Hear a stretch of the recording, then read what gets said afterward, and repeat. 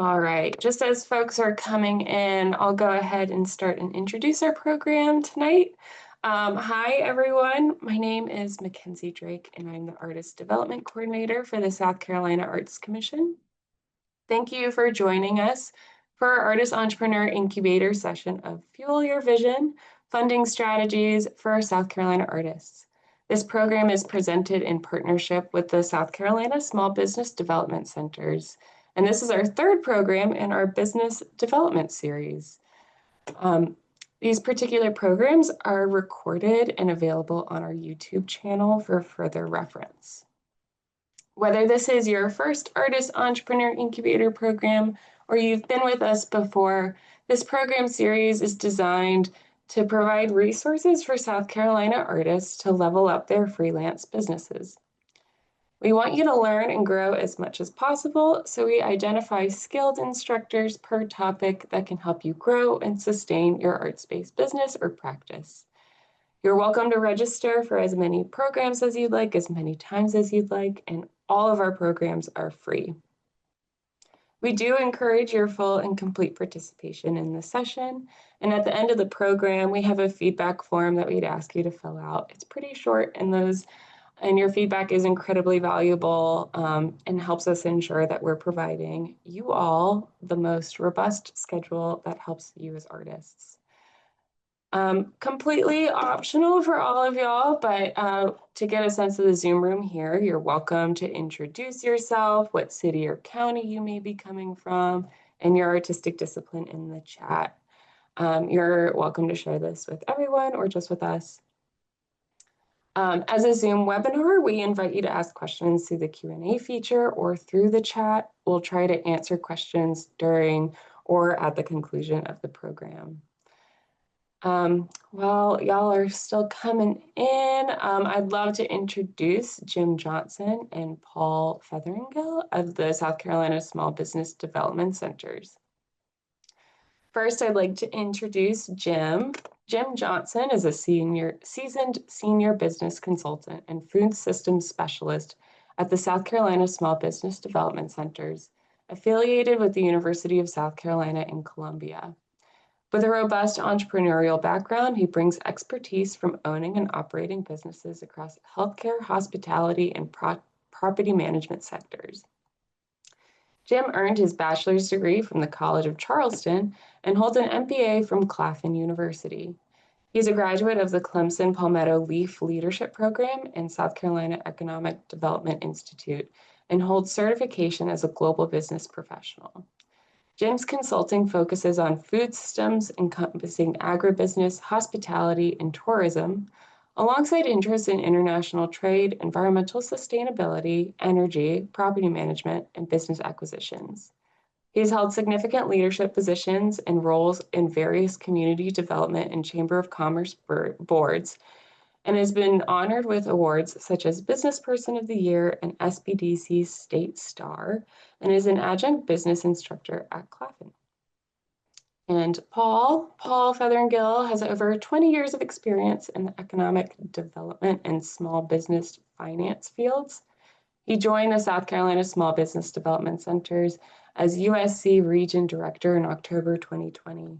With SBDC, he is responsible for 7 offices throughout the Low Country and Midlands of South Carolina. Prior to joining SBDC, he spent 5 years as business loan officer for the City of Columbia and 4 years as a commercial loan officer for the Climb Fund, a community development finance organization providing financial assistance to small businesses. He grew up in Charleston and holds a bachelor's degree in political science from the University of South Carolina and a master's degree in public administration from the University of Georgia. We are so excited to have Jim and Paul lead the session for you all. Near the end of the program, I'll jump in with a little bit more information about our current artist grants available through the South Carolina Arts Commission. So stick around, we have 3 open grants right now.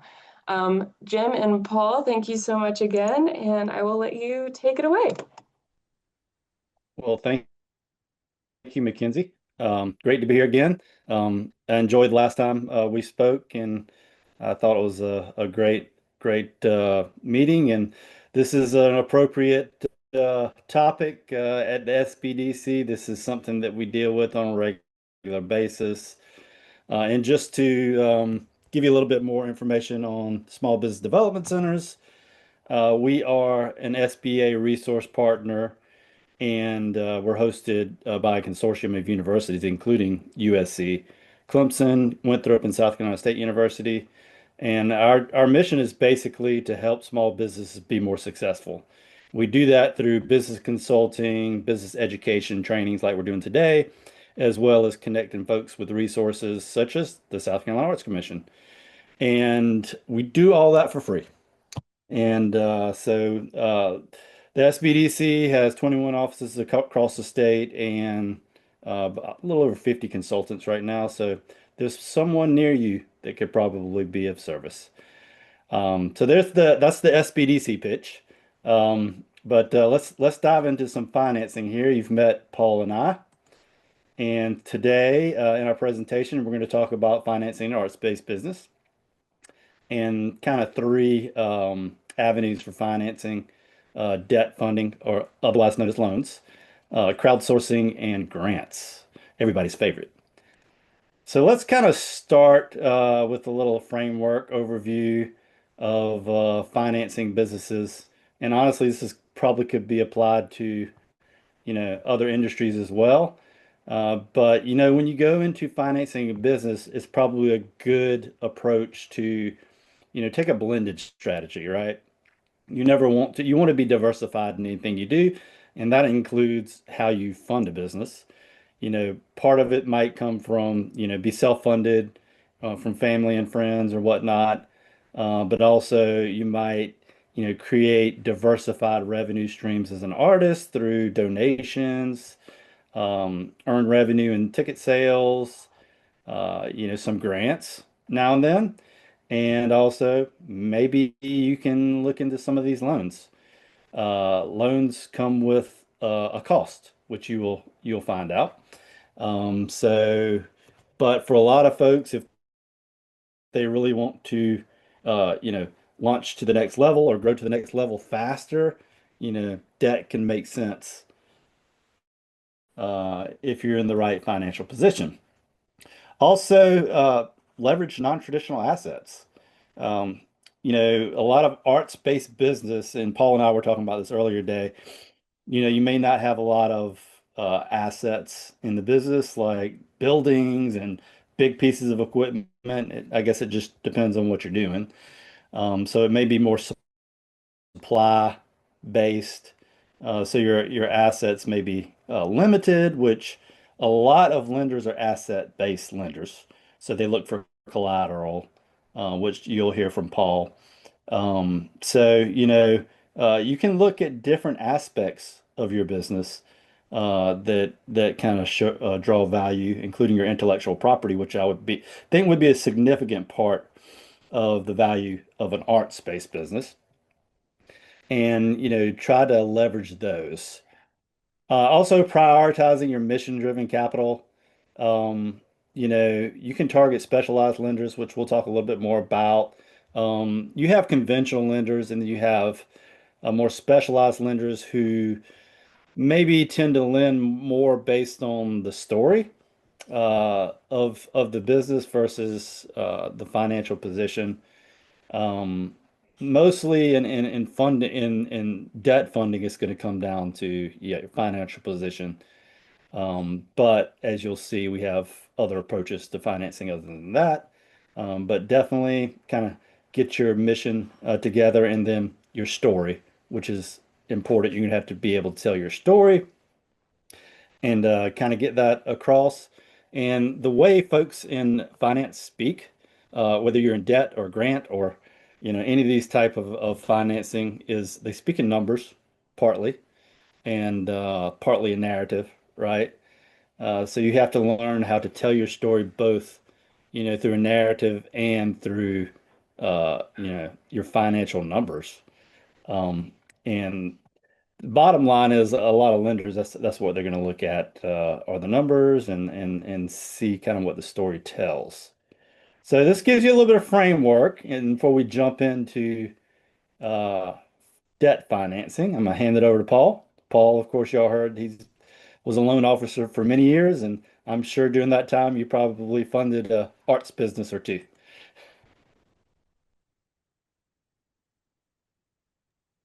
Yep, I sure did. You ready for me to kick it off, Jim? Yes, sir. Yes, sir. All right.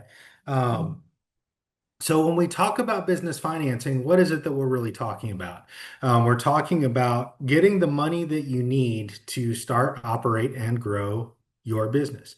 Every business, no matter what kind of business you're in, you're going to have some kind of financing need as you go along through the life of your business. And this is particularly true, as Jim kind of mentioned, some of the different avenues for arts-based businesses, thinking about supplies, thinking about locations, thinking about different kinds of technology that you might need to purchase, be that software, be that equipment, be that whatever that might be to help you to conduct your business. So when we talk about business financing, there's a couple of different concepts that you might have heard of that we talk about a lot. One is equity financing, and the other is debt financing. So when you talk about equity financing, what you're talking about is money that you raise to put into the business, either from yourself or from others, other investors in the business. And generally, the idea behind equity financing is it doesn't repay like a typical loan does, where you repay it over a certain period of months or years, whatever that is, with interest until you've paid off the total amount that you owe.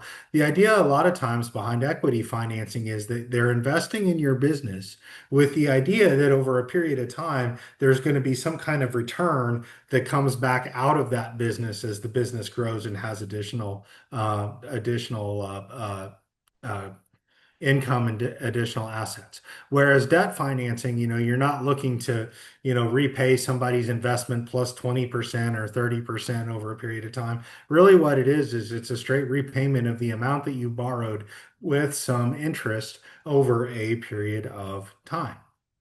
Um, there's different things when you go to get financing. Not all financing is the same, because financing a lot of times, or not a lot of times, all the time, is tied to how you're going to use the money and some of the unique characteristics of how you're going to use that money. So typically, when you look at how you're going to use capital that goes into a business, there's equipment that you might need to buy, say computers, say, different kinds of equipment for producing graphics or whatever that might be. Well, all of that equipment, it generally is going to have some kind of expected lifespan to it, right? It could be 5 years, it could be 7 years, it could be 10 years. So typically, something like that, you're not going to have a term of longer than 5 to 10 years to repay it. If you're using money for working capital, and when we talk about working capital, we're talking about supplies, we're talking about rent for any kind of space you might want to rent. We're talking about any salaries you might want to pay to yourself or anybody else that you might hire for the business. That generally is going to be pretty short-term money as well. You're generally talking about 5 years or less to repay that. Now, if you're buying a building, on the other hand, like let's say you want to purchase a piece of property to start up a studio or a workspace or a display space or whatever. Real estate, that's got much longer lifespan and value to it. So a lot of times with that, you can go to 25 or 30 years, right? Just like you can on your home or on a traditional real estate mortgage. So generally with business loans, you're going to be looking at terms of anywhere from 5 to 10 up to 25 or 30 years, depending on how you are using the funds. So that's one thing to be aware of as you're looking at financing options. Okay, next. Um, so, what are some of the do's and don'ts of small business financing? You definitely are going to have to put some of your own capital into whatever your project is. Okay. There is no such thing as 100% financing of any kind of project. So, if you look at what you need for working capital, what you need for supplies, what you need for real estate, what you need for anything else, whatever that total amount is, say it's 10,000, 50,000, 100,000. 500,000, whatever that amount is, you're going to have to put some of your own capital in generally. And I'll talk a little bit more about this later. Generally, at least 20% up to 30 or 40%, depending on the source of funds. However, okay, so you are going to have to invest some of your own money. So, what I always encourage people when they are in a position with their business where they're looking to start thinking about sources of capital and particularly borrowing money, start saving up money if you haven't done that already, to have some to put into the business. However, you do want to consider don't use every dollar that you have available to you to put in your business. You want to leverage that towards borrowing some money as well, to put towards the business, because what that then does is it helps you to build business credit, which I'll talk about a little bit more later, and also it keeps some of your own cash on hand for use for unexpected business needs or expenses, because that's always going to be out there. um, Earning the right to borrow, there's a lot that's involved in this, and that is building your personal credit, building your business credit. You want to get those up to the point where, they're at levels that lenders are typically going to look for. Um, you're going to want to invest some of your own money into the business, do different things like this to really have borrowers look at you as a reasonable risk. Because there's when you talk about grant funding, which Jim is going to talk about a little bit later, a lot of those things are mission based, right? Meaning that, those organizations are looking to support particular kinds of businesses that do particular things and have particular ends. Lenders, more so, when you talk about debt, when you talk about borrowing, their primary concern is how likely are you to repay? That's really honestly what they're looking at, right? So you have to show them things like credit history, things like investment of your own cash into the business, things like time in business, which we'll talk about a little bit more later. All these things that put you in a bucket that makes it likely that they're actually going to want to fund you. Showing profitability is a big part of that. Now, if you're new, or newer, or you're going through a stretch where for whatever reason you're not able to show profitability, there are some options out there that you can look at, that I'll talk about for lending, but you do want to show as much profitability as you can. You want to make sure that you understand your working capital needs. A lot of times, and as Jim mentioned, I've been a lender for a long time, and I had actually, when I was in Colombia, I funded a couple of businesses that were artists that were leasing space in the old Taps building, down on Main Street. If any of you are familiar with that, at one time that was artist space down in the basement, right? And so I did a few smaller loans for a few businesses, or a few artists actually, that were looking to set up in there as actual production space, and to purchase materials and supplies and that sort of thing. Um, all of that kind of stuff is working capital, as is, the rent that you pay to be in a space like that, the utilities, whatever you need to pay yourself. So you need to understand what your needs for that are. And I'll tell you that throughout my years as a lender, many, many times when people came in and sat down to talk to me, what I would tell them is you need to borrow more money. Okay? Because what you're looking at is not enough. And I understand, people are hesitant about borrowing money, and I certainly understand that. But the biggest danger you run into as any kind of business, arts based or anything else, is if you're undercapitalized and if you don't have enough money to pay, those ongoing working capital expenses and other expenses that you're going to have. And I'm going to do another quick pitch for us at the SBDC here on that. This is one of the things that our consultants, Jim, myself, anybody else in our network, can really help you do, is to sit down and understand your numbers and understand exactly what you need in terms of working capital and everything else for your business to grow and be successful. Be somewhat lean on fixed assets, in terms of, how much money you invest in things like, real estate, FF&E, furniture, fixtures, equipment, things like that. Be somewhat lean on that, and be careful with how much you're investing in that. And match sources and uses of funds. Remember, I talked earlier about terms and how long you were going to get to pay back a loan. So if you need to buy a piece of real estate, don't go out and get a 5-year loan for it. Okay. If you need to buy, if you need working capital, if you need to buy supplies and pay salaries, don't go out and borrow it for 25 years because guess what? You're going to end up paying more in interest than what you actually borrowed, right? And so you want to make sure you're matching the source and use of your funds. So where you get it versus how you use it. Okay.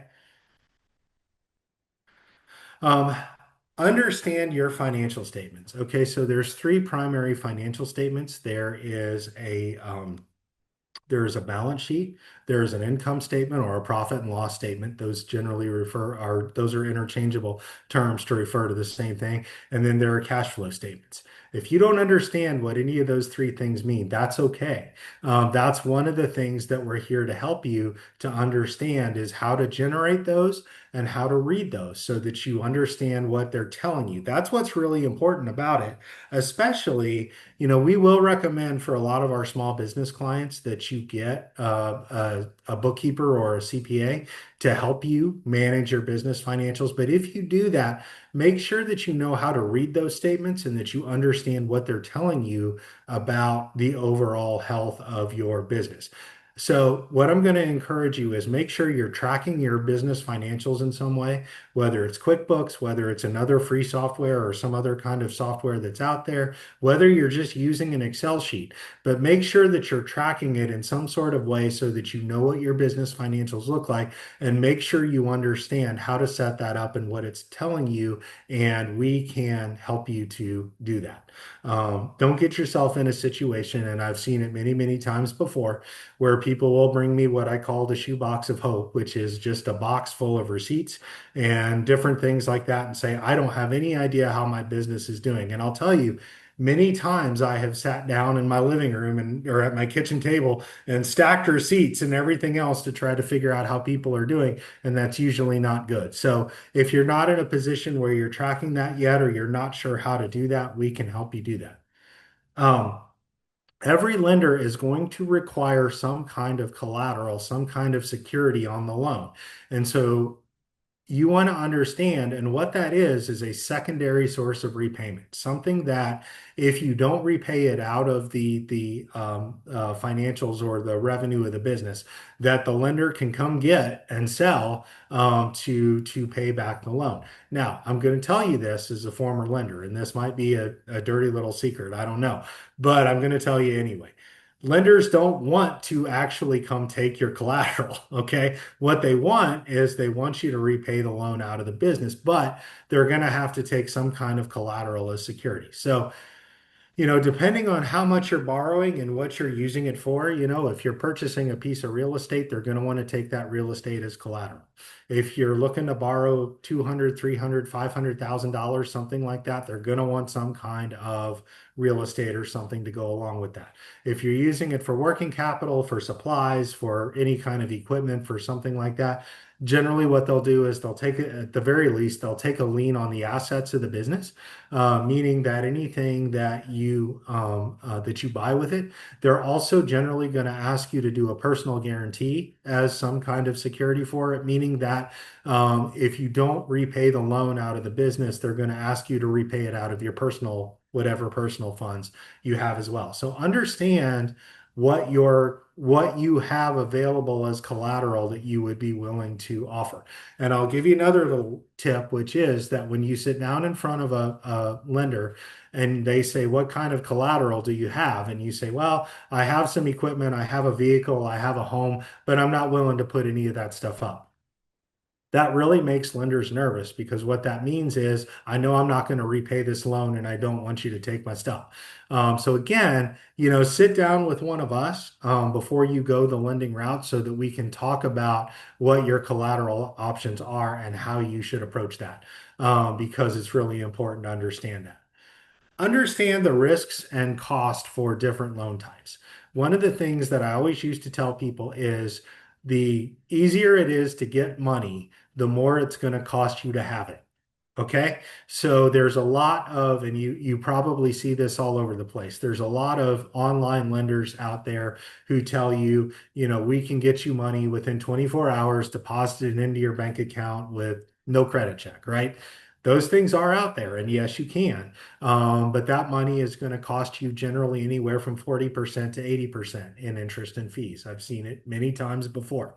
There are other ones in that space that are much, much better that we can point you to that are good options for as far as interest and fees and term go. But I have seen lots of lenders out there where the repayment is in days rather than months, right? You have to repay something to them every day, sometimes every week, and a lot of times they'll take it directly out of your account. So you just want to be careful with that. I had one client one time who was paying almost $400 a day back to one particular lender directly out of his bank account. So just understand, and so then there's these community development focused lenders or CDFI lenders like I used to work for. The interest can be a little bit higher. It's generally 7 or 8 up to 10%, but the terms are generally pretty good. And there's a lot of assistance, a lot of technical assistance with helping you actually grow your business that goes along with that, all the way through bank financing, which is generally going to be the best terms and the best interest of any financing that you're going to get, but it's a little harder to get, right? The banks are harder to get through. I'm not going to spend a lot of time on grants. There are limited grant options out there. Jim will talk a little bit more about that, but shop around for different financing types. Make sure you read all the fine print. Don't just accept it or sign it like we do those Apple agreements that they send us every time we buy something or they do a software update, right? But actually read the fine print, know what it says, and bring it to one of us. And we'd be happy to sit down with you and go through the terms and say, hey, this is a good option for you. Maybe this isn't a good option for you. You might want to walk away from it. And that's where getting the expert advice comes in. Okay, next. So steps for getting ready for a loan. Have a business plan. And I'm going to tell you, no matter how long you've been in business, no matter what kind of business you have, in terms of what you're doing, it's always good to do a business plan. So if you haven't done it yet, I still would recommend that you do that because it's a great exercise to go through. It helps you understand all the aspects of your business, how it works, and it really helps you to grow and expand that business successfully. And then I also suggest once you put one together, get somebody to help you do it. We're happy to help you do it. And the other thing I'll say about it is don't pay somebody to do it for you because there's a ton of free resources out there, us included, who will work with you on doing it. And another little secret that I'll tell you is don't pay someone to write one for you because lenders and even a lot of grant sources, if you didn't write the business plan yourself, they're not going to accept it. Okay. Because I don't care about somebody who's not involved in your business every day and what they said about your business. What I'm interested in is you going through the process of doing the research, working with us, answering the questions, and putting this plan together because what it tells me is that you understand your business inside and out. And the other thing I would tell you is once you write this thing, don't just put it in your desk and forget about it or have it gather dust on your bookshelf. Okay. Go back and revisit it every 3 months, every 6 months, every year. Treat it as you're transitioning it into a strategic plan, right? Where, okay, I've written a business plan. I figured out how I'm going to start and grow this business. Now I'm going to sort of relook at it and say, where do I want this business to be in 5 years, in 10 years, in 15 years, and use it as a platform, a jumping off point for doing that to help you grow and expand the business over a longer period of time. And we can help you do that. Know what you can afford as far as a loan goes. Okay. Um, if if you're making, just say as an example, $5,000 in revenue, don't go out and get a loan that's going to cost $10,000 a month to pay back because you're not going to be able to afford it. Okay. Know what kind of your payment range is and what you can actually afford to pay. Study your financial statements. And as part of your business plan, one of the things that will help you do is we'll help you put together a pro forma or projected profit and loss, cash flow statement, and balance sheet if you need one, so that we can look at where your business is going to grow, where it's going to go, how it's going to grow based on this investment. But study any financial statements you have from your time in business and understand what they're telling you and what your needs are and what kind of financing you can afford to take on.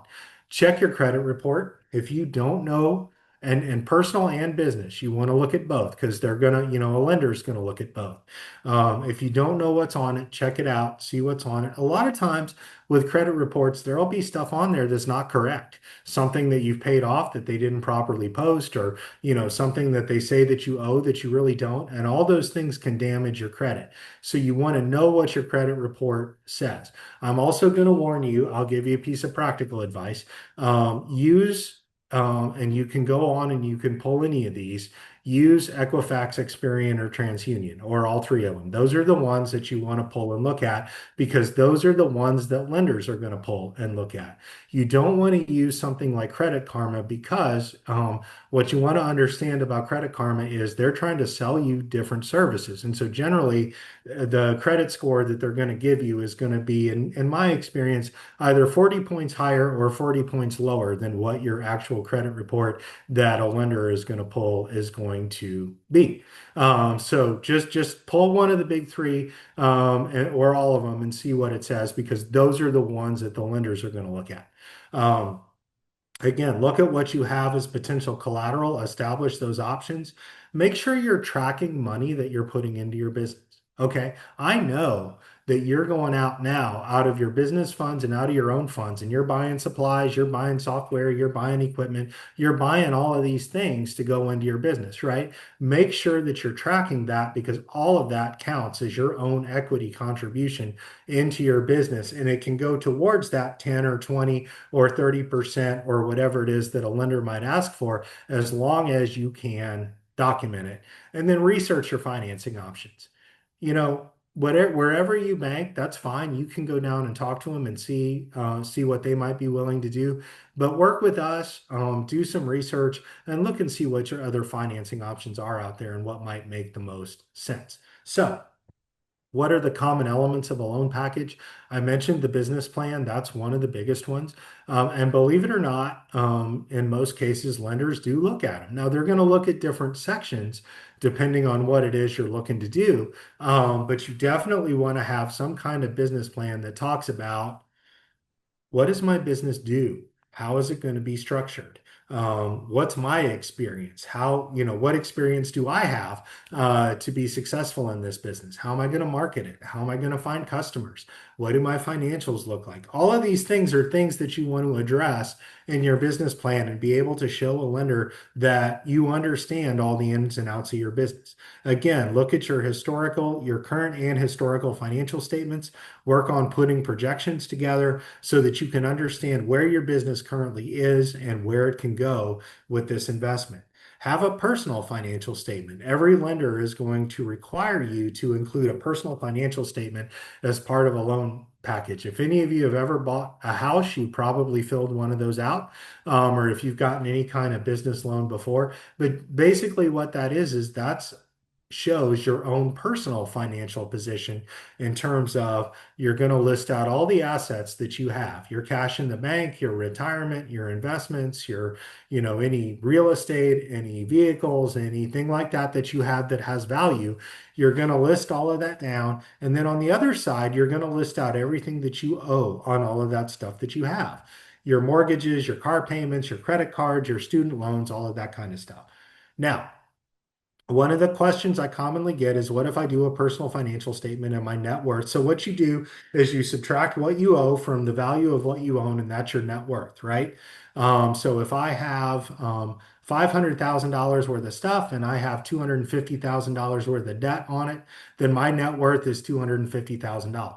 Now, one of the questions that I commonly get is, what if my net worth is negative on my financial statement? And that actually does happen quite a bit if you're in a situation where either you don't own a home, you still owe on student loans, or you owe on student loans, or both. A lot of times you can end up with a negative net worth. That does not preclude you from getting a loan. It just means that, we have to look at, how much cash do you have? What do you have for security? And it means we have to look at certain types of lenders who are going to be okay with that. That doesn't mean that there aren't options out there for you, but it helps us to understand what kinds of options we need to look at. Um, and then personal and business tax returns, make sure you have those. And I'm going to start out by saying make sure you're filing your taxes for your business and for yourself personally, because if you're not, it's not going to be possible to borrow money until you get all that caught up. But make sure that you have copies of those to share. Okay. Um, Sources and amount of equity contribution. So again, how much have you put in and where has it come from? Have you reinvested money from profits of the business? Have you put your own personal money in? Have you gotten money from family members or friends? Have you gotten other loans? Have you gotten other kinds of investment from people? Make sure you're tracking that and that you can show what you are putting in.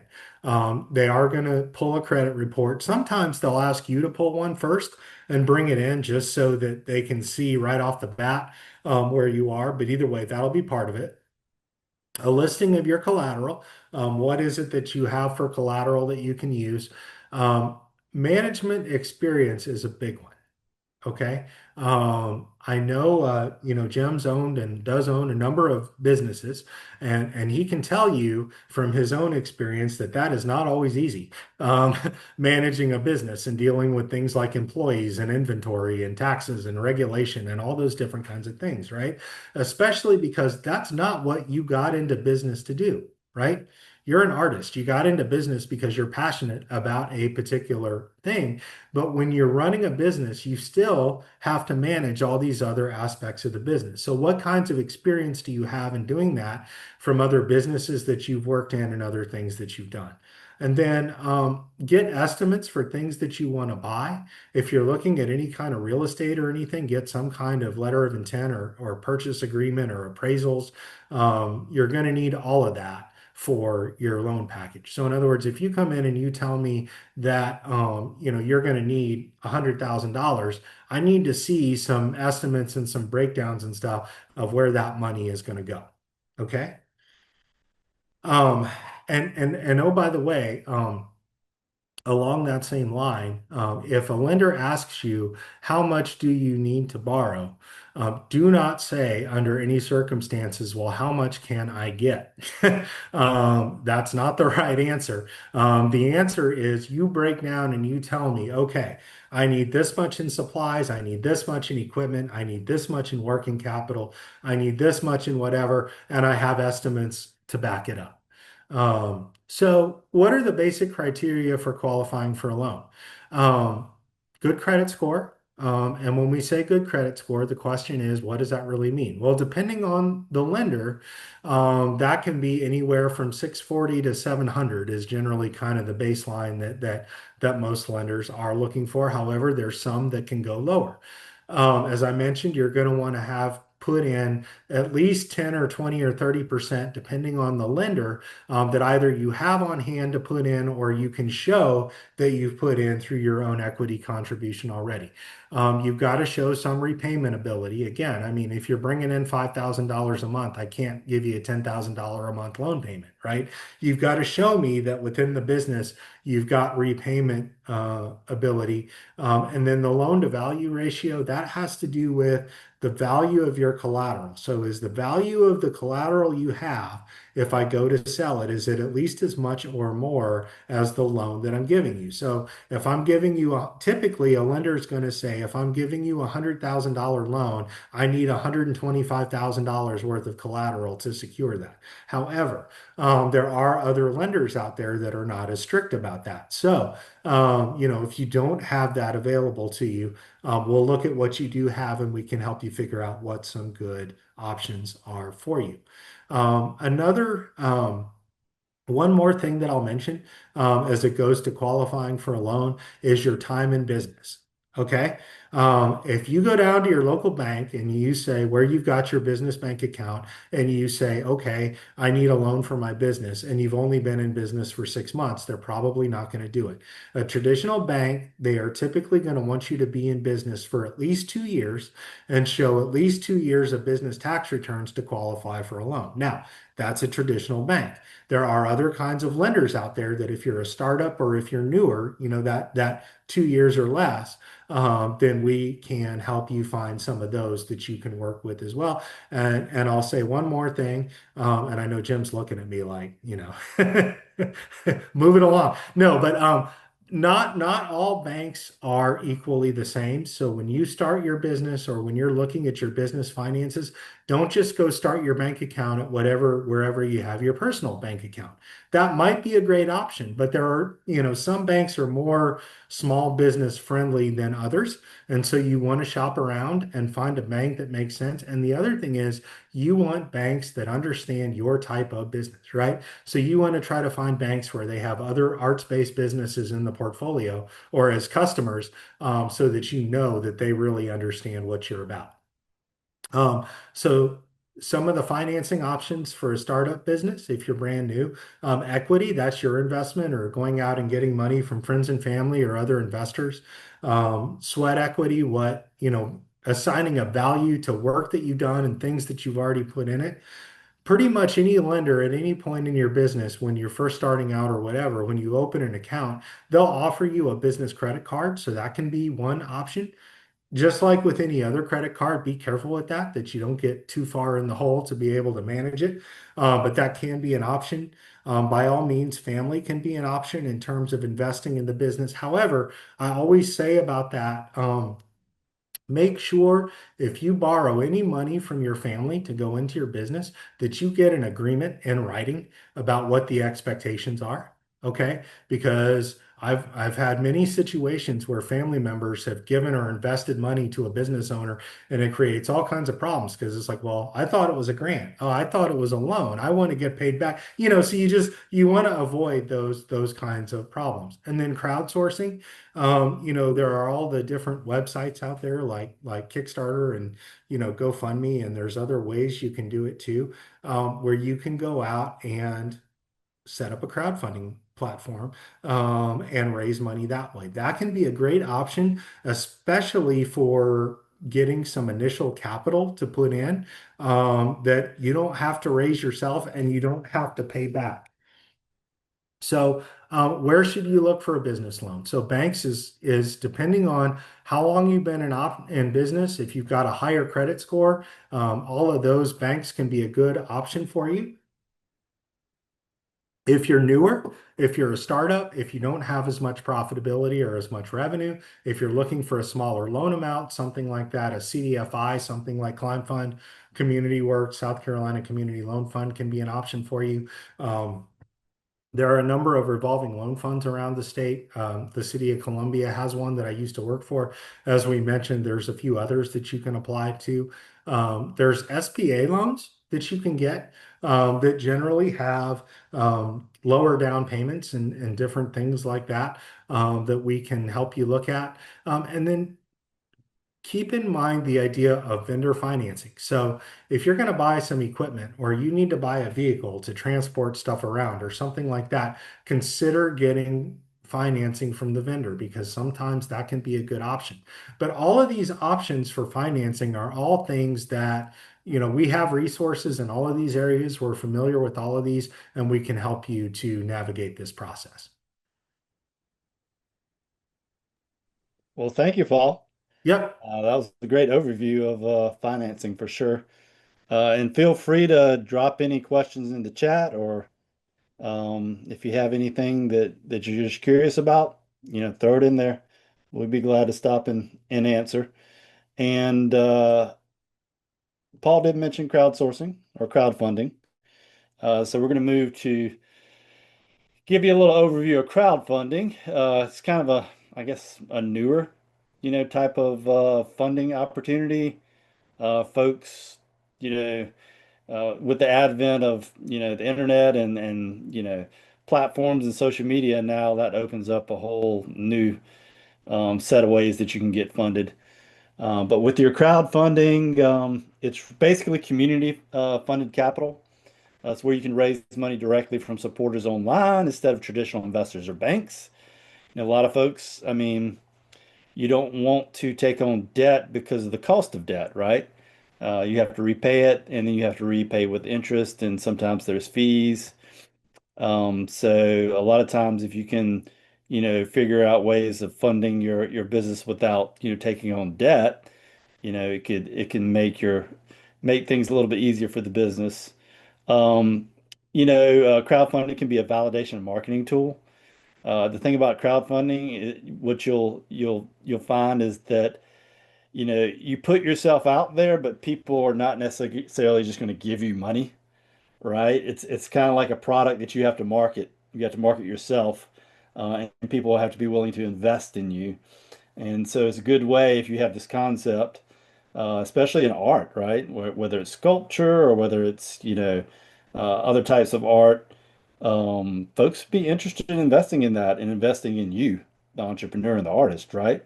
So you put it out there and people are willing to like donate money to you or give money to you in some way or form.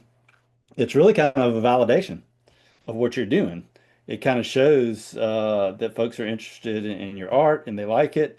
And I'm sure they would become patrons and actually buy your art too. But a lot of folks just want to donate money to what you're doing and to your activity and try to support you, right? And also, there's some flexible models that we'll choose between here, like a donation-based crowdfunding, reward, equity, and debt. So these are all different types of approaches to the crowdfunding. The first one, reward-based platforms. This is where, supporters get perks or products for investing in the business. Paul mentioned Kickstarter. It's a very popular one. Indiegogo, Patreon. I think a lot of us, if we've, been on YouTube and social media, we've heard about Patreon, right? And I've got another slide on Patreon following this. But all these are basically, avenues to get folks to support you, and some of the perks, like in the case of Patreon, is just maybe special access, to content that you have or to maybe special art pieces that you have. It could be a lot of things. It's only limited by your imagination and creativity, right? Of what you can offer through, some of these programs. Equity crowdfunding, this is where supporters actually become investors in your company. So Paul mentioned equity investment avenues. Folks can actually, own a piece of your company, right? They got WeFunder, Start Engine, and Republic. These are all platforms that are created and regulated because when you get into equity investment, it's a highly regulated industry, you know, trading stocks on the stock exchange, highly regulated. This is like a very small scale of that, right? People are buying essentially stock in your company. And equity crowdfunding, these platforms were made to kind of facilitate that, right? And there's going to be a cost that they take through that. But interesting, interesting way. I mean, to get money, folks probably would prefer donation based, or the reward based equity. I mean, there's a lot to consider when you um, give away a piece of your company, right? And how is that going to be bought back? So under donation-based platforms, GoFundMe, I think everybody's pretty familiar with that one. Mighty Cause, debt-based lending platforms. Oh, I'm sorry, GoFundMe and Mighty Cause. Yeah. So yeah, this is where people they just kind of give um, to your business, believing in what you're doing, and just kind of supporting you as an artist. But going back to that first slide that I talked about, being able to tell your story, right? Um, that's critical. Be able to communicate what you're trying, what you've done, and how you do things and what you plan to do. The concept around your business, and art, a lot of that's focused on, your work.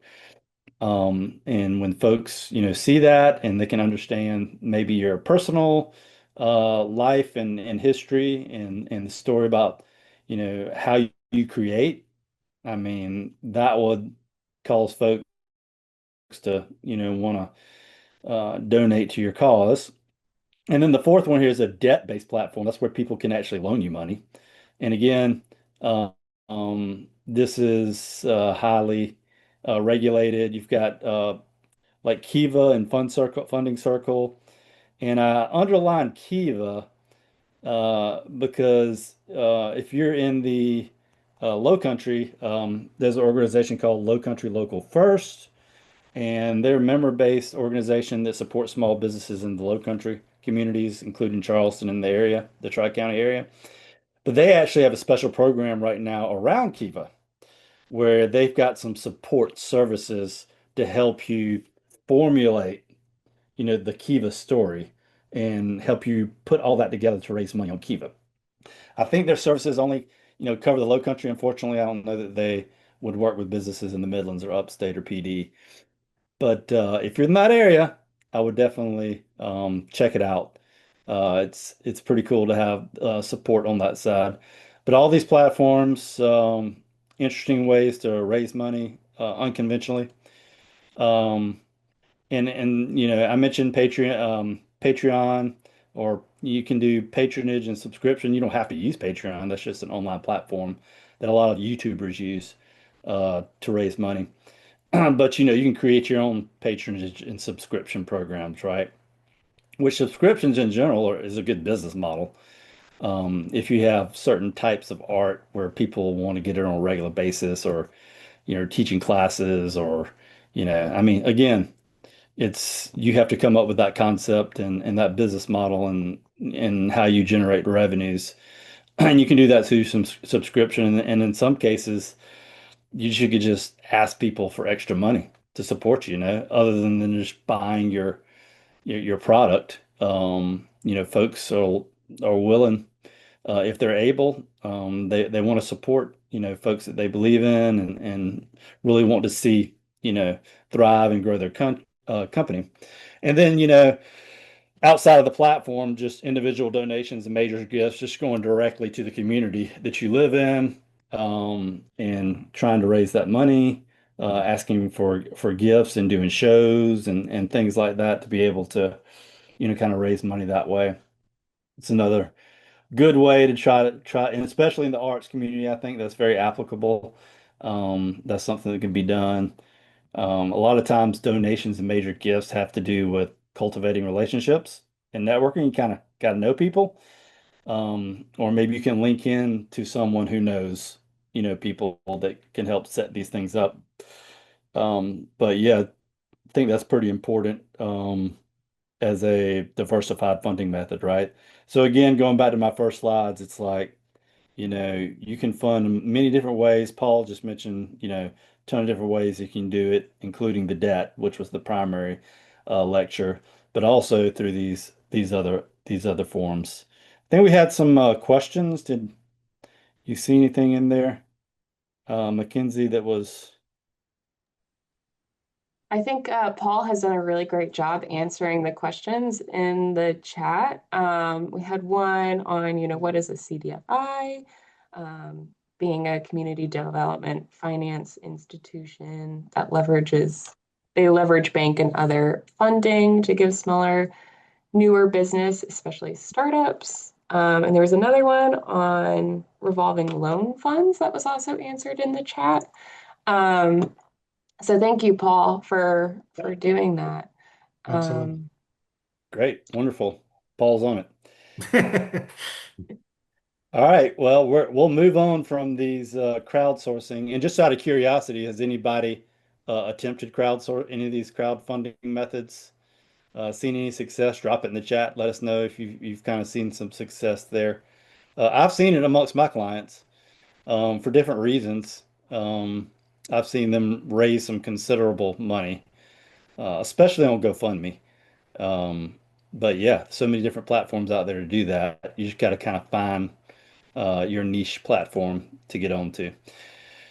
So we'll move to grants. Again, this is one of our favorite questions that we get into SBDC is is there a grant to start my business or is there a grant for my business in general? And yeah, my answer usually is, I mean, it depends. A lot of the times, grants aren't necessarily for startups. A grantor is a lot like a lender. The difference with a grant, of course, y'all know that you don't repay the grant. With a loan, you have to repay that. A grant is not. But the similarity in a lender and a grantor is that they are both investing in your business. And they want to see that their investment is successful, right? And that it makes impact for whatever their mission is around that grant. And in many cases, if it's an arts-based grant, their mission may be to, or is supporting the arts community, and supporting efforts of artists, right? So you just have to really see, what the grantor is asking for. But yeah, they both want to see a return on their investment. And so in a lot of ways, grantors is a lot like applying for loans. They're going to ask a lot of these same questions. And Mackenzie and I were talking about right before we started here about business plans or planning or and putting together grants. A lot of times you look at the grant applications and it seems similar to business plans. They're asking some of the same questions. What are you doing in business? Kind of like, what is your project proposal? How are you trying to do that marketing? What's your management experience? What's your financials like? This all sounds familiar, like the business plan, right? You'll see them structured the same way. But the idea is that that process of going through and applying for the grant can be really good, whether you get the grant or not, right? So in some cases, it might be worth the effort to go through and do the grant just to get through that process. Um, but a grant is a tool for success. It's not the goal. You're not building a business model and doing what you're doing just to you know, get these grants. Um, as I tell a lot of people, grants are just like the icing on top or the cherry on top of the cake. Um, it's not going to sustainably fund a business. It could be a big boost, right? It could help you grow to the next level. Um, which, when you talk about growing, uh, that's when going back to grantors investing in businesses they kind of shy away from startups, right? Because startups are very risky. There's a high failure rate among startups, and they prefer to invest in someone that's been around for a couple of years and that can show a little bit of sustainability, show that they kind of like got their knocks in business, and they probably gone through a few ups and downs. They're still here. It's not just an idea they kind of came up with, and then they kind of shut it down after, 3 to 6 months. They've really stayed with it for a couple of years. So a grantor would, like a lender, would prefer, okay, they've been in business for a couple of years. We can give them a little bit of money. They're maybe growing, boom, we can get them to the next level, right? So it's not the primary goal. It's a tool for success. So again, should you apply? Yeah, based on the discussion we were having today, it might be good to apply just to get that practice and that experience in writing the plan and getting your thoughts down on paper, right? And if you plan to apply for multiple grants, a lot of them answer some of the same questions. So if once you do that first grant, you might have a lot of the same information you need for subsequent grants, right? And keep that stuff packaged together, right? Keep you a file on your computer that says grants, and you have your financial documents and maybe some of your stories and your business plan and different aspects. And then when you go for future grants, you can access that pretty easily.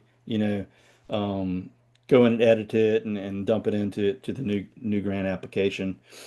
Um, but again, every grant is individual and they're all different. They'll have priorities.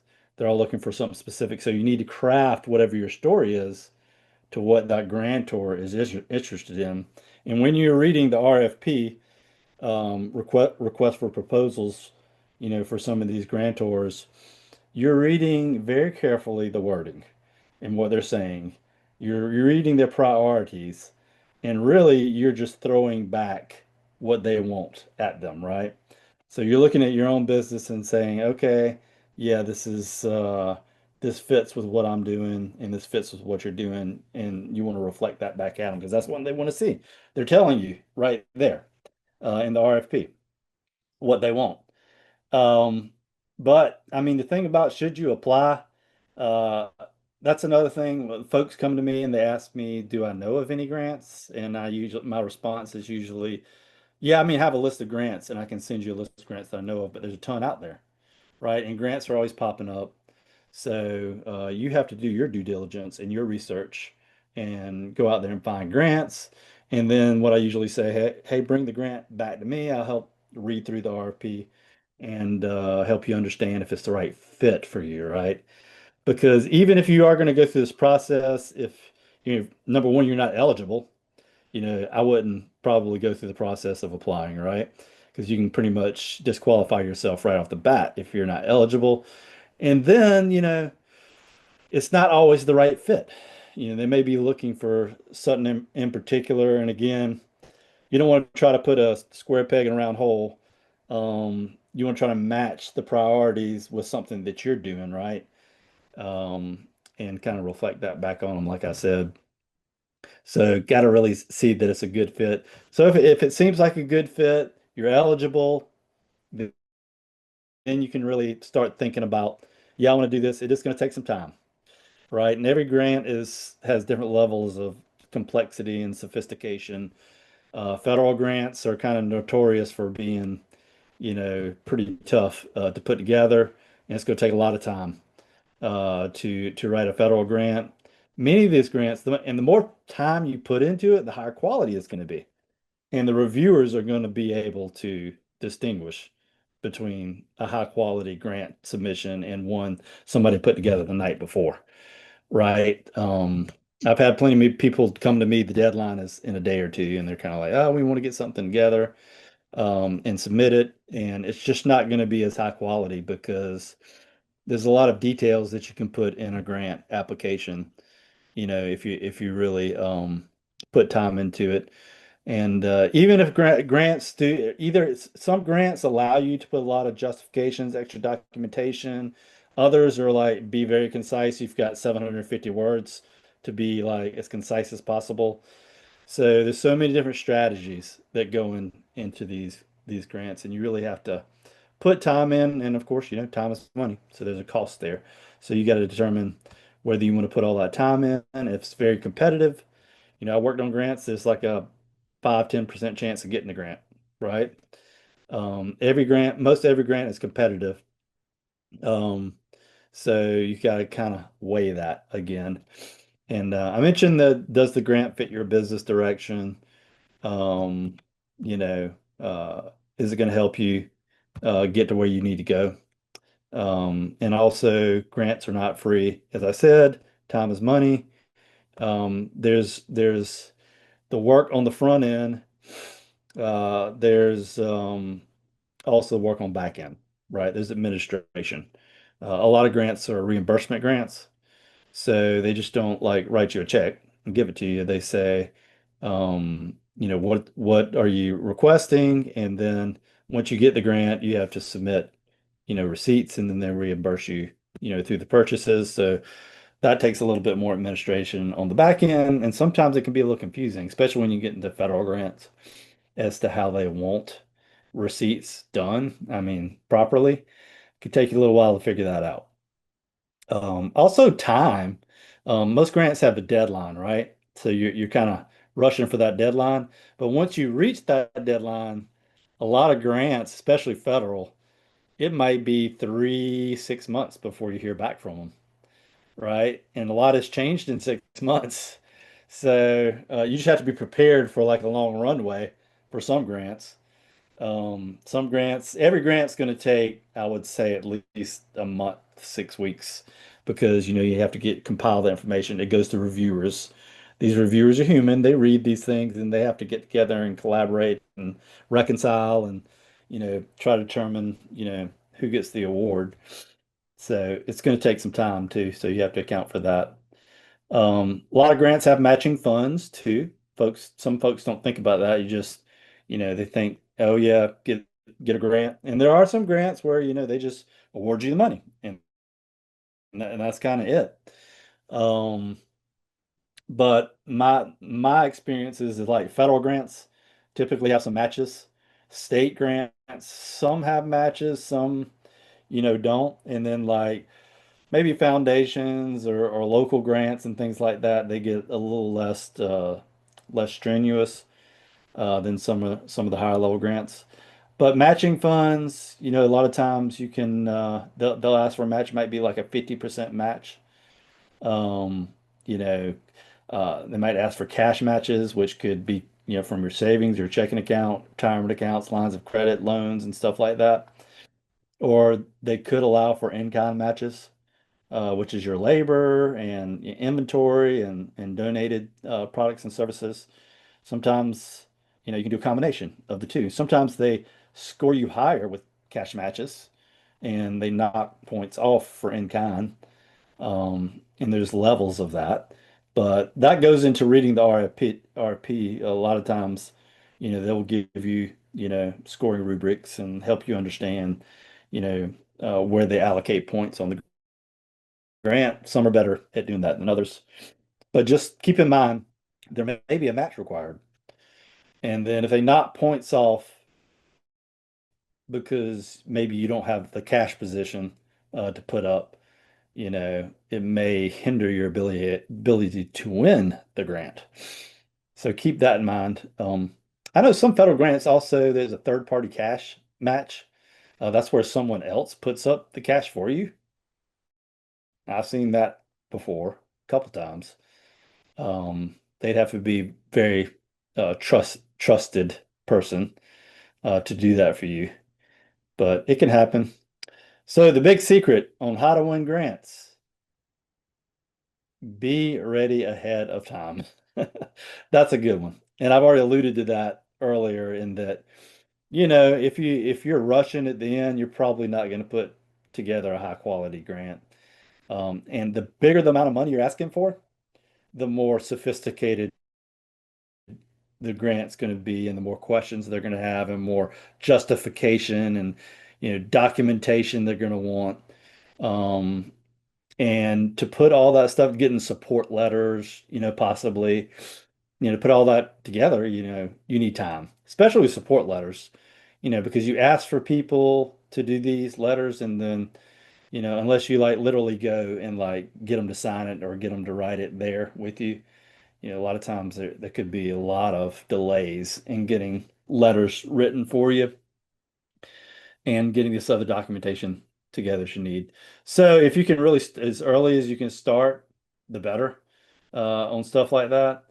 A lot of grantors have, I'd say, a bad, I don't know if it's bad habit of announcing grants with like, limited time to respond, maybe 30 days.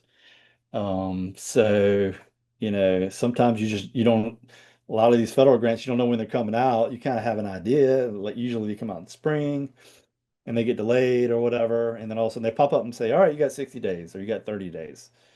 Right. So, and sometimes you just find out about a grant because it got like promoted, promotion wasn't great. And then you just kind of find out with a week ahead. But the more time you can get finished ahead and people can proofread.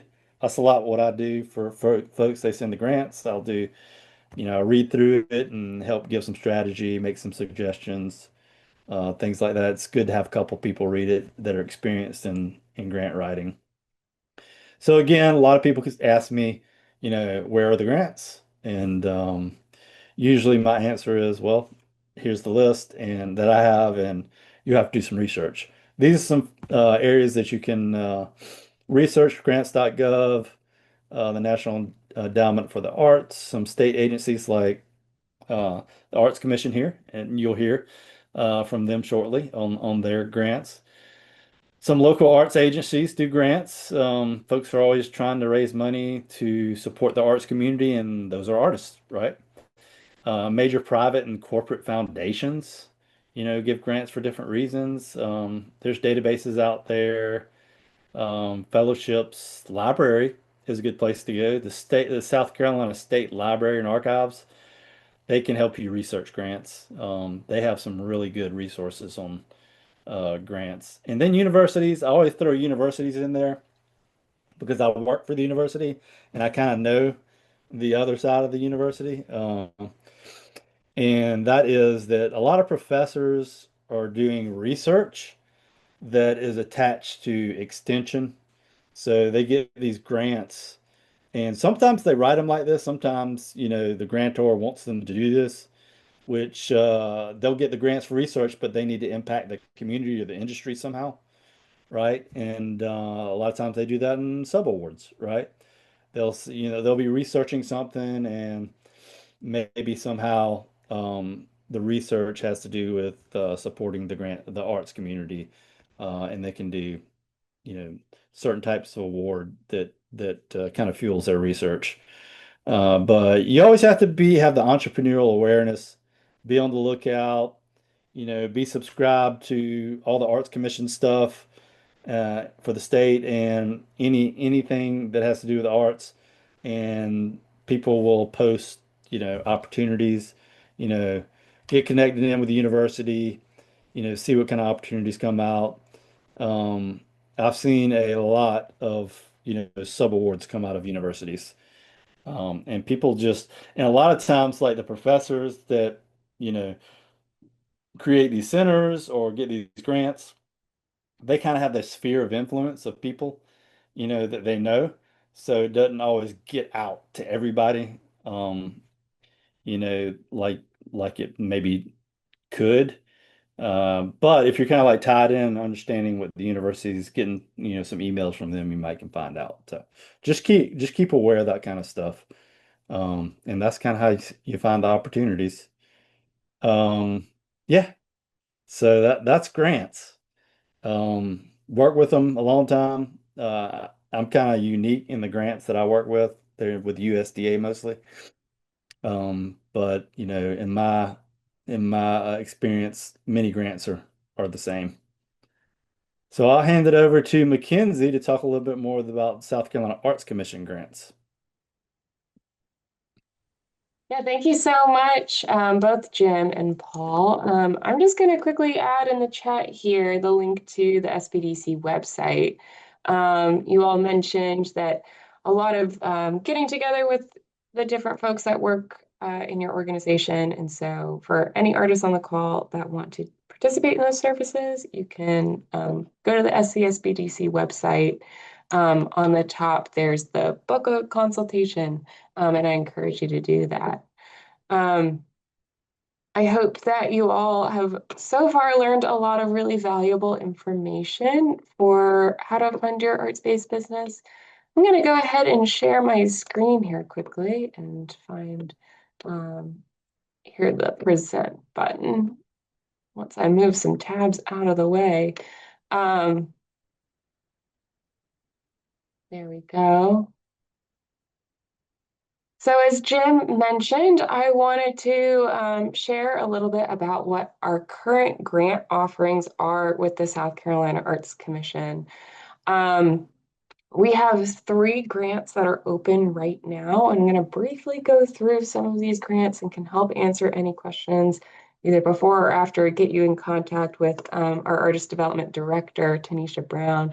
But first, I'd love to start with our Arts Project Support Grant. So the Arts Project Support Grant, its purpose is to support an artist's quality art project, marketing or events, and or their commitment to improving themselves and or their work artistically. Artists of all different disciplines are eligible. The full list from the National Endowment for the Arts is on our website. If you want to cross-reference your own discipline with that list, you're welcome to do so. And the funding for this grant is up to $2,500 within a fiscal year. That is with a 1-to-2 match. Jim briefly went over the matches, what matching is earlier, but for our 1-to-2 match, that essentially means that you yourself, the artist, are contributing 50 cents per every dollar awarded. Half of that in-kind match can be an in-kind donation. So if someone is donating reams of paper to you, you can list that as an in-kind donation. Or if you're working with a collaborator and they're not getting compensated for the project, they are welcome to also be an in-kind donation towards your project in particular. If you do have any questions about what a match is or what might qualify as in kind, you're welcome to email me. I'm the liaison for this grant. So you're welcome to contact me with any questions or we can go through it more in depth. But to go through a little bit more about this grant in particular, it's open now until March 2nd of 2026 for projects that end by May 31st of 2026. You can be awarded twice for this grant as long as the maximum award does not surpass that $2,500. This is really great if you have one project, let's say for marketing for your work, and another one that's for professional development that kind of don't need to be combined into the same application. They're really two separate applications. So that's a really great fact to know if you have two different opportunities coming up. As Jim mentioned, I do say like planning is really great for this grant. We do ask for a project budget, your a timeline for your project, as well as your goals and expectations within your project as well. The grant is 100% reimbursement based. So what you apply with would be your project if you're awarded. And then at the end of the project, you'll complete a final report. And that final report gets reviewed and approved. And that's what your award check comes from at the end. But otherwise, this grant supports a number of arts-based business needs, everything from technical, online, and virtual capacity building. So that includes web development or technical support. Your equipment, such as kilns or lighting and sound equipment, musical instruments or storage, furniture, professional services, which would include performance space rentals, whether you have a web designer helping you, or consultant fees. Professional development, which I mentioned earlier, that can include conference or mentorship fees or membership fees, artist residencies, and public art training, booth, or conference fees. And lastly, marketing, which I think is a really great bucket because this can include everything from artist branding to developing your online presence to print and digital materials like flyers, posters, and catalogs. So that's a little bit about this grant.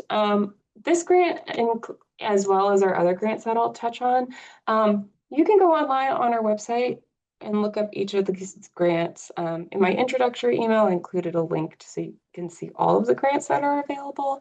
But under each one, there is a way for you to see the grant criteria. Our reviewers are external, and they don't review applicant to applicant. They review applicant to the rubric. So we're really handing you at the front end everything that you need to know for what makes for a strong application. So I encourage folks who are interested in applying to kind of self-score based on that rubric, and that can help you determine whether you might need some added information here or you might need to itemize your budget a little bit more. Two other grants that recently opened for us again is our Emerging Artist Grant. The purpose of this grant is to support the artistic and career development of emerging South Carolina artists. You might ask what qualifies for emerging, and those are South Carolina artists within the first 1 to 5 years of their careers. And this can also be within a new discipline as well, so that might be something to keep in mind. The funding for that grant is $1,800. There is no match for this grant. The application deadline is November 20th, and then the grant period runs from January 1st to June 30th of 2026. And this grant also includes a mentorship component. You both have cohort sessions as well as one-on-one sessions with our artist development director, Tanisha Brown. She's the liaison for these two grants, so I'll drop her contact in the chat, but I'll also put it in the email following this event for you all to have it as well. So what emerging artists essentially do is the same thing. It's a project-based grant. You apply with a project in mind that fits within this grant period. Um, and the grant criteria for that is also online as well. The Artist Business Initiative grants, the deadline that's noted here, the December 12th, is for the LOI, the letter of intent. So that's really the first part of this application. It goes further into depth. You can see that the funding is up to $5,000. So it is quite an in-depth application for this one. And as Jim and Paul mentioned earlier, like having really great budgets, keeping track of your income and loss. Part of the Artist Business Initiative grant is showing your business and loss, showing your budget over the past 3 years, I believe. So this is really important for you with your arts-based business when applying for this grant. The Artist Business Initiative grants is to support artist-driven, arts-based business initiatives that provide career satisfaction and sustainability for South Carolina artists. Eligibility is for professional caliber South Carolina artists, and the funding is up to $5,000. There is a match for this grant as well. It's the same as arts project support. It is that 1-2 match. So for every dollar awarded, you're also contributing 50 cents towards that project as well. This is also a project-based grant. So we encourage artists to consider what their needs are when applying for this grant.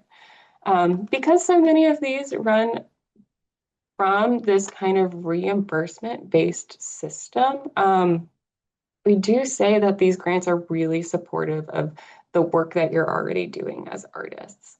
So you can consider what your current needs are when going forth and looking through the grant. Our grants website is really great in that you can start and pause along the way. You're also welcome to email us with any questions along the way as well. But please feel free to share that with your artist colleagues, and we'll have this recording available as well if you want to check back and look to prepare for your own grant application. I think we have a little bit of time. If anyone has any questions, you're welcome to put them in the chat or in the Q&A. And while you're thinking of some questions, I'll go ahead and source some of the links I just mentioned and contact information and put that in the chat as well. Oh, and I guess one last thing now that we're at the end of our program, we do have that feedback form. I'll put that in first. It is a really quick feedback form and it really helps us when planning our future artist entrepreneur incubator programs. We have 2 more programs with the small business development centers. Those programs are free. We'll put these on our YouTube page as well for the artist entrepreneur incubator, so you can check back there. And I hope that y'all have found this program valuable, and thanks for sticking around and sharing your time with us tonight. Yeah, so happy to have y'all. Let me see. Thank you all very much. Thank y'all. Thanks, Mackenzie.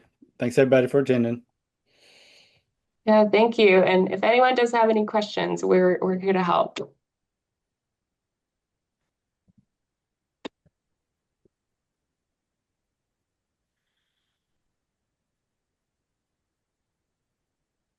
Yeah, I'm dropping in the chat. There's our link to our open grants.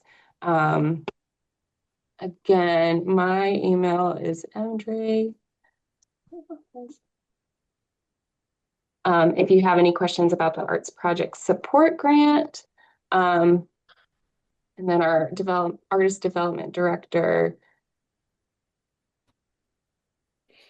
I'm dropping that information in the chat as well. If you do have any questions about the Emerging Artist Grant or the Artist Business Initiatives Grant. But otherwise, I'll fill in with some tidbits too. Well, oh, not seeing the links in the chat. I will make sure to send them in the follow-up email in case you could not see those links. I'm sorry for that. I hope that you were able to. But otherwise, my tidbit for artists too. Oh no, you can't see the links. Okay, I will follow up in a follow-up email with those links. I'm sorry about that. Oh, I know what I did. I need to click everyone. Sorry, y'all. Must Let just me have do. panelists. I Sharing panels know. when I'm you have sharing them Wi-Fi. just with us. Okay, here's our um artist grant information. Thank y'all for letting me know. And there's Tanisha's contact.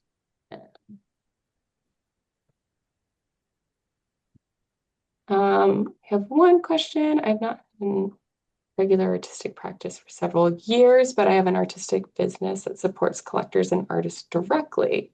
How much does current artistic work weigh in on the business grant? Um, that might be a really great question for Tanisha because she can talk a little bit more in depth about what essentially is involved on that side. But I would say, coming from like the South Carolina Arts Commission perspective of the individual artist grants, is that we're funding you as individual artists, but you can have your artistic business. We just can't fund businesses directly. So that might impact how you're thinking about applying for the grant. But of course, being involved in the arts is so much a part of being an artist. But I would check with Tanisha directly if you do have any like specific questions about your particular circumstance there. But otherwise, yeah, for any artists on the call too, one thing that I always love to share as well is if you follow other artists that work in a similar discipline or art form and they host their CV or their resume online, you can see what grants that they've also gotten in the past. And that can be a great way to kind of reverse engineer what's out there and what might be able to help you in your particular discipline or area.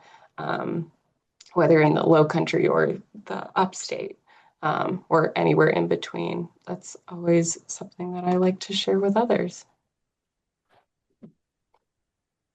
Um, but, all right. Oh, and let me one more time too, since the links weren't going through. I'm going to put this in a follow-up email too. But here is the link to the feedback form. We really appreciate your feedback. And even though I've been on Zoom for too long now, I still can't get everything. Yep. Yep. It's funny how that works out. But thank you all for being with us. I know we're coming right at time. Jim and Paul, thank you so much. Look forward to hosting our next two programs with y'all. For those left on the call with us, we do have a number of future artist entrepreneur incubator programs. They are all free. You are welcome to sign up for as many as you'd like. I can kind of drop that quickly in the chat as well. We have some upcoming programs, of course, with the small business development centers, but also we are hoping for the U.S. Copyright Office here next week to host a program with us on copyright basics. We'll also have one on accessibility basics and a few programs on marketing and diversifying income strategies and taxes. So sign up for all of those. Taxes for artists. It's becoming that time again. But thank you so much, everyone. Be sure to fill out that feedback form. I'll share all the links in an email as well. This recording will be on our YouTube page soon enough for later resource. And Jim and Paul, thank you. Hope you all Thank attendees you. have a beautiful night, and thanks for joining us. Good night. Take Good care. night.